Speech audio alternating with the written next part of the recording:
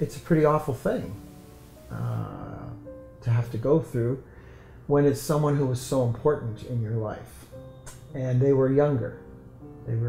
Scott was only 48 when he died. You just don't expect as couples that you will go early.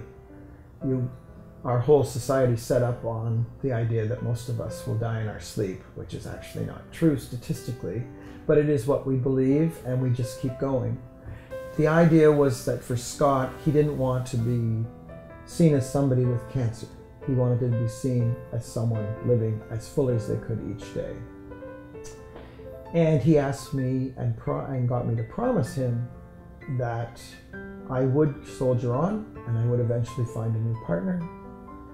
And all of that is where I'm at now. I moved after the first year. I felt very safe and very comfortable in our home where we were.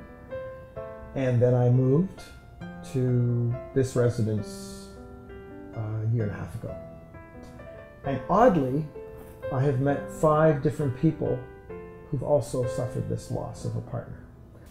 One of the biggest things I learned about losing someone is if you're gay, just like so many other gay versus straight situations, it's different than what most of the world is dealing with and coping with when someone dies. There's not the same kind of support, even amongst your family. People don't know what to do with you.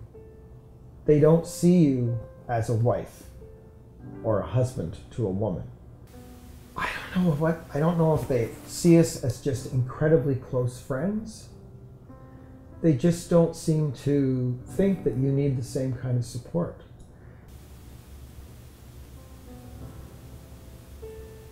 He read an awful lot about Buddhism and Confucius and meditation and many different ideas about spiritual identity and energy. And he began to talk about the fact that we all go somewhere, that we just don't stop, and that in fact he would say to me, I'm going to be able to come back. And he said to me about 2 months before he died, he was reading one day and he said, I'm going to miss you very, very much. And I love you so much. And we've had such a great time together. But there's a part of me very excited about what's going to happen next. And we just held each other for a long time. And I said to him, you are just such an incredible person. You're so strong, and this is such a brilliant way to cope with this. And he said to me, you know, one of the scariest things the whole time I've known you, for you, you've always been so frightened of death, Barry. And I think somehow this is going to make this better for you. I decided that I would go and see a medium. And it was 10 days after he died. She began to tell me different things that he was telling her.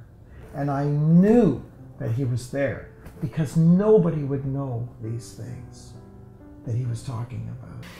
And then she said to me, do you have any questions? And I said, Scott said before he died on a number of occasions that he would be able to come back and that he would be with me and he would go on trips with me still. It would just be really different. And I want to know, how am I going to know when he's around? Scott said to me, and I will give you dimes. And I said, you what? He said, I'll give you dimes. He said, you are going to just find dimes. Just out of the blue, you will find these. I said, I've never found a dime in my life. I found paper money, I found large coins. He said, well, you are going to find dimes.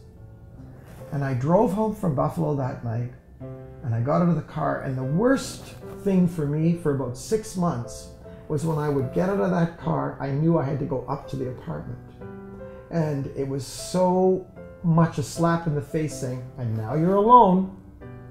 You've been with people all day long. You're on your own, mister.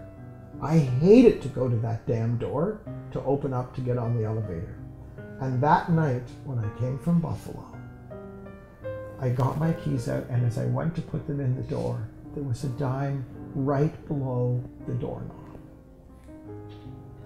And that was the first dime that I ever got from Scott.